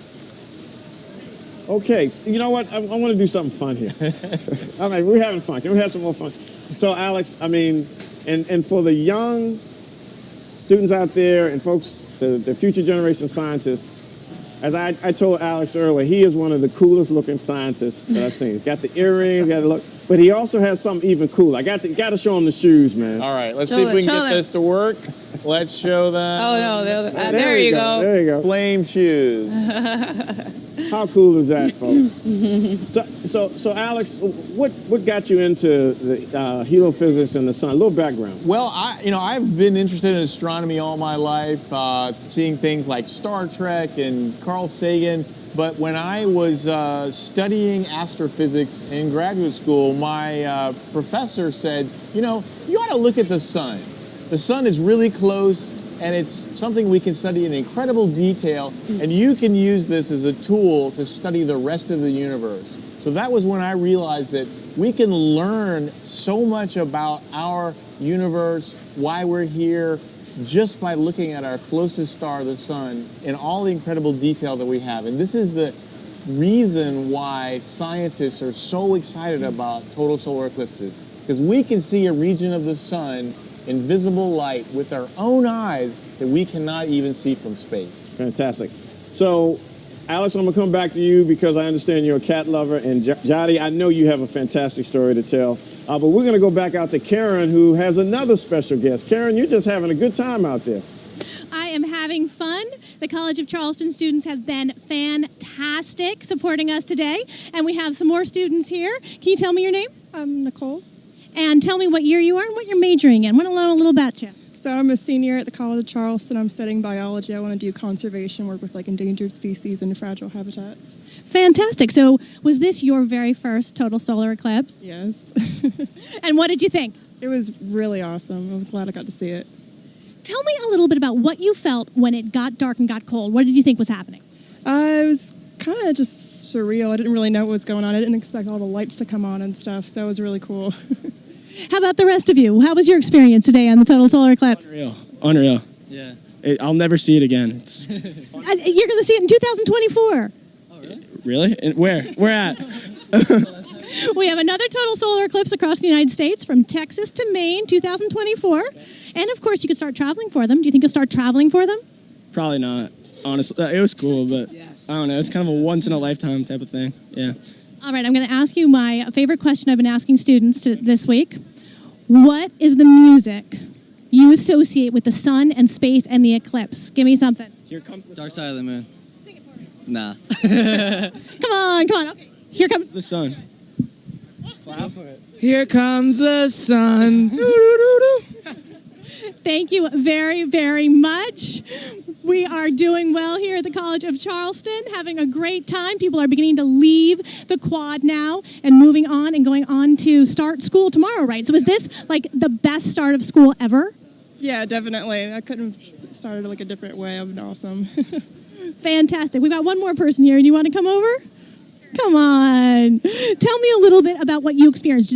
Was it like what you expected? What did you expect? I expected it to get dark, but I didn't expect the temperature to change and get so cold. I feel the same way. I was really surprised. I kept thinking it was going to rain or something, and it never did. It was fantastic. All right. What are you going to do with your Eclipse glasses now? Just keep them as a souvenir. I might put them in a scrapbook. Oh, I like that. Don't use them if you ever get them scratched, okay? Okay. If you keep them pristine, you can use them again, but not if they get scratched, okay? You're going to be real careful with these, right? All right, fantastic. Anybody here a science major? Any one of you guys? You are? Come on up. Oh, look at your shirt. Look at your fantastic shirt. Wow, tell me about your shirt. I don't remember where I got this, but it's obviously constellations, and it seemed appropriate since it was astronomical. I agree. And what kind of a science major are you? Geology and biology, probably. And do you say that this inspired you a little bit more and be excited about science? Yes. Really amazing. Thank you very much. I'm so glad you all were here today, and we are going to hand it back to Dwayne Brown. Thank you so much. Thanks, Karen. You know, and they are special guests because, you know, the kids and our future scientists are really, really important and special. And Jody, I know the audience wants to hear your story. I mean, it's amazing. I mean, we're sharing here. Tell us your story. Well, I mean, I started interested in science since I was a little kid. I was very curious, but it was when I remember I traveled to Florida. I have family in Florida. I was 6 years old, and I went to the Kennedy Space Center, and I saw the amazing things that NASA had there. I put in my mind, I want to work for NASA one day. And coming from a little island, you know, Puerto Rico, hola Puerto Rico, I mean, I had to work really hard, but it's, you know, here I am. I work really hard, and it has been an amazing experience, and look where it got me. Oh, my goodness. Well, I'm glad to be here. It's been a great day. So, ladies and gentlemen, we've been talking about this. Now it's time to go back to the Johnson Space Center to Rob Navius and the International Space Station coming up. Rob. So, okay. Not yet. So what we're going to do, we're going to come back here. I just love live television because you turn. But so now we can talk about cats. Catman. Yes, I'm a cat. Let's go. I'm a cat lover. Yeah. So, you know, I love cats. I've always had cats. My wife has cats, and the great thing about it is they're such great companions. And I do a lot of traveling for NASA, and it actually is very convenient to have a cat because they let you go away, come back. They're still glad to see you, but they don't need quite as much care as a dog does. So actually, for all the work I've done and all the time I've spent out studying the sun from other countries, cats have always been there for me. So 2 quick questions, and then we are going to go down to Houston. Advice for becoming a scientist, real quick. Well, study. It sounds simple, but just keep going to school, but try as many different things as you can. Experience in different opportunities, internships, things like that, because it gives you a chance to really see the breadth of science and technology out there. Jody. Keep motivated. You know, like Alex said, do the internships, try different things, because you never know exactly what you really like, and to be really happy on your job, you really have to find that calling, what you really, really love. Yeah, and for the folks and the kids and the students watching, and a lot of you out there, I mean, look, Alex and Jody, I mean, they're amazing. They're amazing.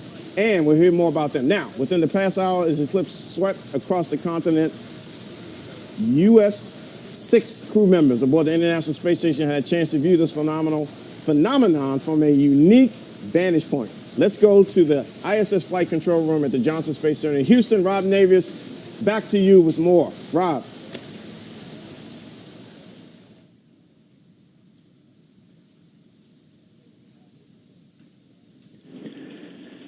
Thanks, Dwayne. You know, millions of people have been witness to this amazing event across the United States throughout the day today. But up on the International Space Station, members of the Expedition 52 crew have had a unique celestial front row seat to history. About an hour ago, the International Space Station flew 252 statute miles above the Earth over southern Canada as it made its way south of Hudson Bay with a tremendous view of the moon's shadow against the Earth. The moon covering about 44% of the sun during the second of 3 passes. You can see it in this animation right here. The crew were glued to the windows of the International Space Station with an HD video camera, with an armada of digital still cameras to capture every moment of those precious seconds. With us at this hour aboard the International Space Station in the Destiny Laboratory of the complex are 4 of the members of the Expedition 52 crew, NASA flight engineers Peggy Whitson, Jack Fisher, and Randy Bresnik, and flight engineer Paolo Nespoli of the European Space Agency. Thank you all so much for joining us today on this historic day. Yeah, it's been an exciting day for us to have the opportunity to see the eclipse from here. Peggy, let's start with you. You were in the cupola with an HD video camera looking out at the limb of the Earth where the shadow appeared, capturing some spectacular video that we're going to replay here in a second. What were your thoughts and impressions as the station flew over the shadow of the Earth? Well, I'd seen pictures from previous eclipse, and so I think I had underestimated what this would look like. This was much darker than I gave it credit for being. Unfortunately, it was kind of near the limb, near the edge of the Earth from our view, so several 100 miles away. But it still was impressive to be able to see that dark spot as we passed by. For Randy Bresnik, Randy, you've been looking forward to this event for some time now. Your thoughts and impressions of the eclipse. You also shot digital still imagery of it as well. And what does a solar eclipse do to a human being? What does it do to a human being in terms of understanding our place in the universe? That's certainly a big question. You look down at the size of the shadow, and you know, we've gotten used to the scope and scale of what the Earth looks like from here, and just understanding how many people will be affected by that. And a friend of mine the other day, you know, mentioned that, and it kind of really came to me, you know, we were actually looking at it, was that just a few hundred years ago, human beings wouldn't have even known that the eclipse was coming. And so here you are looking up, and all of a sudden the sun is disappearing. And, what are the thoughts for all of, human existence where everybody's looking up going, the gods must be angry at us, and now we have the ability not only to know it's coming, people are excited about it. We know people that travel to go be under the umbra, and making an event, a celestial event. And for us, being able to witness it from above was just really special because it represents how far we've come with the technology we have. I mean, look, we're on the International Space Station where we're doing, more than 250 different experiments and working with an international team.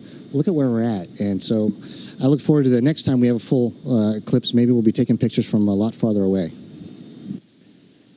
For Jack Fisher, Jack, it's good to see you this afternoon. You sent a picture very early this morning of this raft of cameras that were laid out in the Destiny Lab, ready to rock and roll to capture every second of this unique event. Was it awesome sauce ×2 for you? Yes, it was awesome sauce ×2. And Rob, this has been a huge coordination effort. Comrade Randy has been in charge of planning where all of us would be and a little orchestra of which window, which camera. So he did a great job with that. I was actually supposed to be taking off a window pane or a scratch pane right now, but due to the lighting and how we're going about it, we don't really need to. So I got lucky and got to join all these folks for the BAO event. It was, Peggy said she underestimated it. I definitely did. Just judging from the pictures, that spot was, a lot darker and a lot larger than I thought it would be. And, I kind of was sitting in the Russian segment at the window thinking, you remember snipe hunts? I was like, man, this is kind of like a snipe hunt. I think somebody's pulling a joke on me. And then all of a sudden, this huge black shadow was going across the earth. So it was amazing, and it was cool to see from this vantage point. So absolutely awesome sauce ×3, Rob. 3 chocolate awesome sauce with a side of sun awesome sauce. I don't know. It was awesome, Rob. For Paulo, we do remember 6 years ago, May of 2011, when you departed the International Space Station on a Soyuz vehicle to come home from your last flight. You took that signature picture of the shuttle Endeavour docked to the station with all of the other international partner components and vehicles linked up. How did today's experience compare with that moment 6 years ago? Well, 6 years ago, I was kind of alone there on the Soyuz capsule taking pictures. So through the rest of the team, Dmitry Kondratev was flying the Soyuz, and Katie Coleman was actually taking timing and telling me. But it was me with one camera and a video camera and taking picture. Here today we had, as you saw from the photo that Two-Fish Jack sent this morning, we had an armada of equipment. We had multiple places. We were flying back and forth from the station to the cupola Russian segment, up and down, and it was a completely different orchestrated system. I was impressed too by the shadow passing by. I've seen some pictures. And I always, as a kid, I always thought the umbra would be kind of a square, defined square, but it was not. It's kind of a smudge, and this is interesting to actually see this with your own eyes. Randy, let me go back to you for 1 second to follow up on what Paulo just touched upon. It must have been a photo feeding frenzy on board during those first two passes. You all have one more pass to go coming up shortly. Give us a sense of that choreography that your crewmates have explained on board, and was it everybody elbowing each other away from the windows, or how did it all work? No, certainly everyone has their favorite things that they wanted to do, but we had to divide up the tasks because we couldn't have everybody doing the same thing. And so we even, took the still shots and said, okay, we're going to shoot this particular type and this particular speed from, this particular person, so we're going to vary it from over here to ensure that we were able to capture the images as best we could to share it with you all. Cupola was a little crowded because we had a bunch of cameras, a bunch of people, and the big thing was to try and not bump the video cameras. sorry for the one you saw. But when you see all the video and the pictures, it's not any one person that took them. It's the Expedition 52 crew, to include our Russian crewmates. And so that's where the credit goes, because everybody did their part, not doing what they wanted to do, which is a definition of teamwork, and that's why we're here. And Peggy, finally for you, you're less than 2 weeks away from returning to Earth after almost 10 months on the station, having logged more days in space than any American astronaut in history. How did this show today compare with some of the other major milestones you've witnessed and experienced during your 3 long-duration missions? Well, I think having the privilege of being on 3 different long-duration missions has given me a lot of interesting experiences, and this is just another one to put in the history books for my memory. I really enjoyed seeing this, and I think maybe a little more than I expected to. And so it's just another little piece, another memory, another very special event, another very special day of this fantastic experience of being in space. And down at Charleston, South Carolina, an old friend and colleague of yours, Mike Massimino, is standing by. He's got a question for you.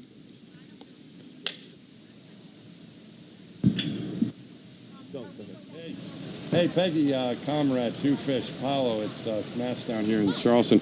I got to be in the path of totality below all of you today, and it was pretty awesome here, and it made me think of some of the really cool things we see of this, the timing, the cosmic dance of the universe that we see. And for each of you, could you describe something that you've seen? Peggy, you've been up there more than anyone, any other American, and all of you. Something that you've seen that has been up there more than any compares to this, that you only see from space that we can't see on the ground.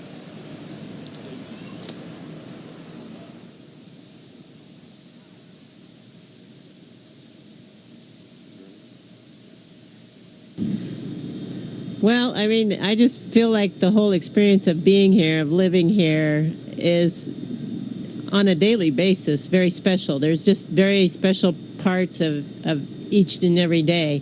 I do think this one is very nice. We've seen some incredible auroras lately.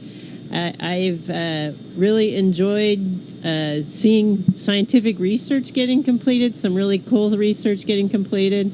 And of course, you can't beat the view during a spacewalk, but it's just a piece of this huge puzzle of why being in space is so beautiful.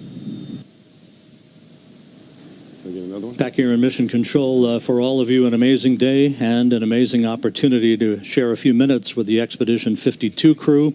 I'd like to thank Peggy Whitson, Randy Bresnik, Jack Fisher, and Paulo Nespoli for their time today. And for you, Peggy and Jack, and your crewmate Fyodor Yurchikhin, soft landing in your Soyuz on September 3rd. You all be well and fly safe. And with that, Dwayne, we'll toss it back to you at Eclipse Central in Charleston, South Carolina. Thanks, Rob. Mike, thank you. It's always good to see you. Thanks for letting me. It's good to be a part of the NASA team still. Thank you so much for thanks for having me. Alex. Thanks a lot. So Mike, we got you here, man. So you were here. This isn't your first Eclipse here. My first one, yeah. I never saw one in space, and never saw one on the ground. So this is my first one in space or on the ground was today. Okay, I know you've been asked the same question, but just how did you feel? I mean, you told that, it's amazing. It was a really cool. It got a lot of people excited. This is one of the bigger events, maybe the biggest event we've had for a while anyway, and something everyone can get excited about. Lots of people flocked to the path of totality and as close as they could get, and I just felt there was a lot of excitement about it, which was great. I wish the weather was a little bit better here, though. Yeah. We had some clouds in the way, but even with that, it got dark, it got cool. It was, when you see things in space, you don't hear anything, and you're in either your spacesuit, you can feel the warmth of the sun coming or the cool of the darkness as you're going around the planet, and you can see the Terminator between night and day and so on. These reminders of what we're about, what our planet is about, and we're all space voyagers. Here I was able to feel the coolness, right? And it got really dark. But it was a lot of added sound from all the cheers of the students here at the College of Charleston, so that was kind of fun too. So it was nice to be able to, it was good to be able to share with all these students. I guess the semester hasn't started here yet, because they should be studying pretty soon. Yeah. But they're easing into that. So this is a nice way to welcome them back to school as well. Mike, it's always good Wayne, to see you, sir. Thanks for joining the Great team to see here. you guys. Thank you so much Thanks, for this is being great. here. Thanks for letting me you. on. I appreciate it. Oh, always. Yeah, it's great seeing you. We're having a good time. So, All right, man. hey, so we're going to throw it back to Karen. Karen, you got some more folks on the yard there. Yes, I do. I've got John Hakala, who is a professor of physics and astronomy at the College of Charleston. Hello, John. Hi, nice to see you. Tell me, is this your first eclipse? This is my third totality. I saw one in 1972 in the Gaspé Peninsula in Canada and one off the coast of Africa in 1973. Have you ever done any science during an eclipse, or you're mostly an eclipse watcher? I'm mostly an eclipse watcher. I was relatively young, but those two eclipses were what got me into astronomy. Fantastic. Tell me a little bit about what you did to prepare today for this eclipse with the students. Well, we had tremendous support from the faculty and staff at the College of Charleston who put together an event around the eclipse and tied it in with our convocation. So this morning we had a convocation event where we introduced the students, and they're kicking off their 4 years in college with the eclipse. It's probably one of the best ways to, I mean, if there's ever a sign of things to come, this is probably it. And I saw you out there with some telescopes today. Were people looking through them?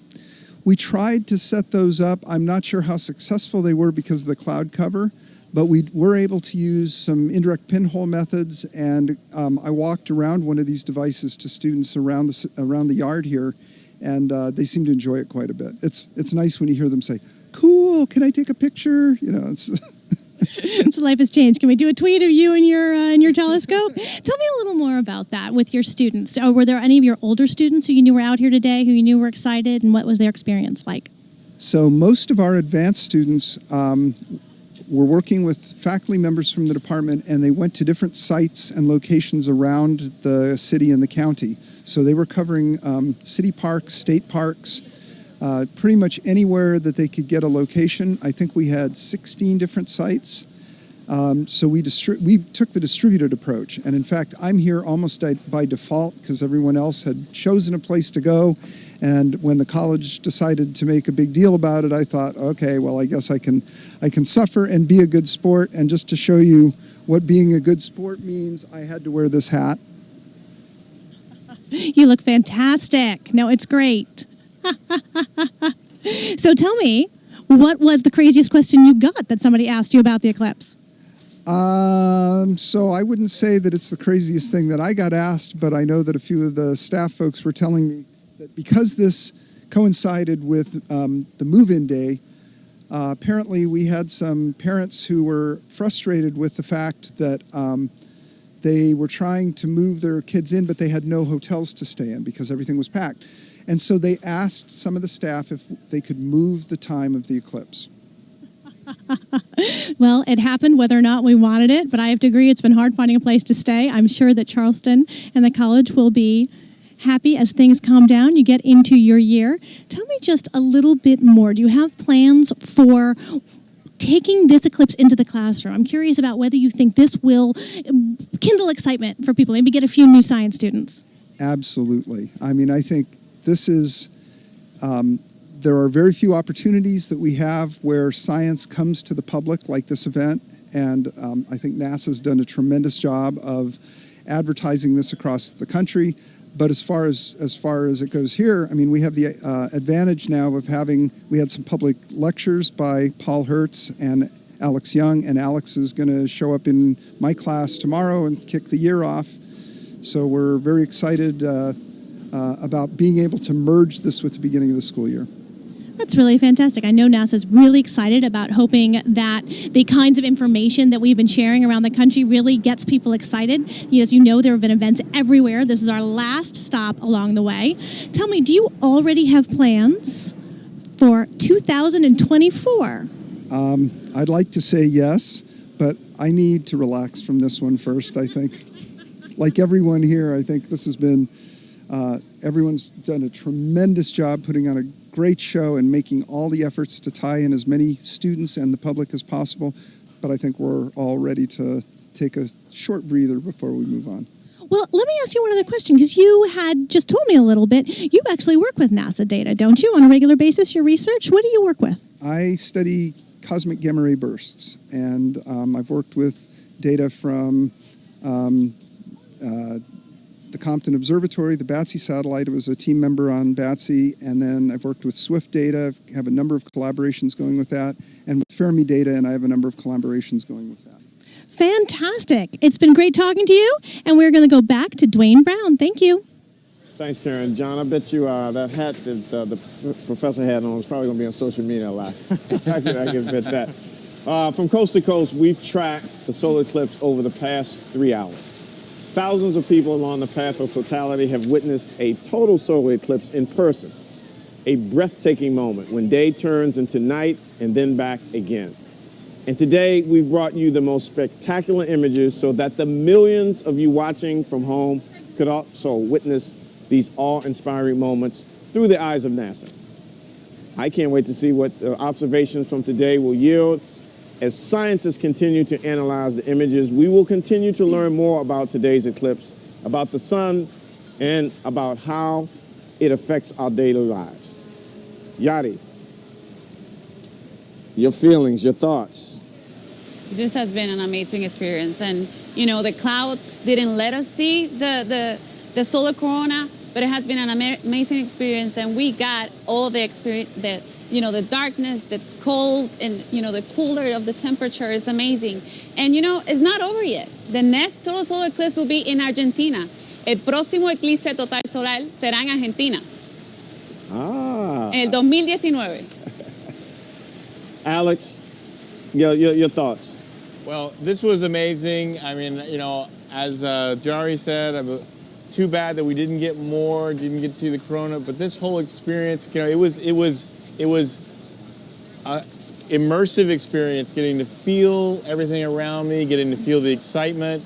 But, being able to work with you all, to share this with millions of people, that is really what I live for, is getting to share the beauty, the wonder of nature with everyone we possibly can, and to know that we have been able to help millions of people, both in the path and outside the path, share in this human experience is really what I am glad to go home and know at the end of the day. And I also know that I get to see another one. Besides the one in Argentina and Chile, we're going to have another one in this country, 2024. It's going to go from Mexico, Texas, into Ohio River Valley, upstate New York and New England, and it even crosses Carbondale. So for those that got to see the one there, could go and see another one in less than 375 years in a single place. So I wonder if the hotels have already filled up. I suspect they have. John, I got to come to you. I know the conversation and everything, the images, your thoughts. Yeah, I mean, just from this point of view, listening to all of this and all the science was fantastic. I think that one of the things that really was most interesting to me was the fact that the volume of people. Like I said earlier, this broke our records for the most streaming event we've ever had. And NASA does some pretty amazing things. We fly human beings in space. We launch spacecraft. We show images from the Hubble Space Telescope. We're doing all kinds of developmental work. It's just there's constantly awesome programming from NASA out of this world, so to speak. And so for this event to eclipse, pun intended, everything else we've done is pretty spectacular. I actually have a couple cool photos I wouldn't mind showing real fast if we have a second. Sure. If you could pull those up. This one right here is from the space station from Paolo Nespoli. He posted this on his Twitter account. Pretty freaking cool, I think. This you could see the darkness of the moon shadow across the planet. And just one more photo I want to show you. This is just a fun one of from New York City, Times Square. This broadcast was all over the country. People were texting me and say, "Hey, I see you on TV. I'm showing it to my kids in their classroom." And so it wasn't just us. It wasn't just the people viewing it online, the masses of people, but there was also classrooms who were broadcasting it across the country. So hopefully we've reached a lot of kids and inspired them about space exploration. That's what it's about, inspiring the next generation. Wow, what a day. We truly want to thank the wonderful city of Charleston, and especially the College of Charleston, for hosting NASA Eclipse Central. This program simply could not have been done without the invaluable work and coordination from our NASA TV crew, NASA centers, science organizations, partners and stakeholders, and many more, really too numerous to name. But you know who you are. and thank you. And finally, I want to thank you, the public, the audience watching this program across the nation, staying with us. We brought it to you. Thank you for your support, your questions, your pictures, your thoughts. Also, helping bring the Eclipse to the nation. And of course, Dottie, Alex, John, Sean, Karen, what a day. What a day. An amazing day. And 2024? 2024. Be there. Are we going to be there again? Yes. Can I hang out with you guys again? Yes, let's do this again. Absolutely. All right. Absolutely. We'll see you guys in 2024. Thank you for watching NASA TV, where through the eyes of NASA, you've experienced Eclipse 2017. Please go to the NASA websites. The story does not end here. The story does not end here. Many more images and science data will be coming out over the next several days. They will be awesome too. So stay tuned and visit our website and social media accounts. Hanging out with John. I'm Dwayne Brown for the team here. Charleston signing off on NASA Eclipse Central. Thanks for watching. Thank you. Thank you.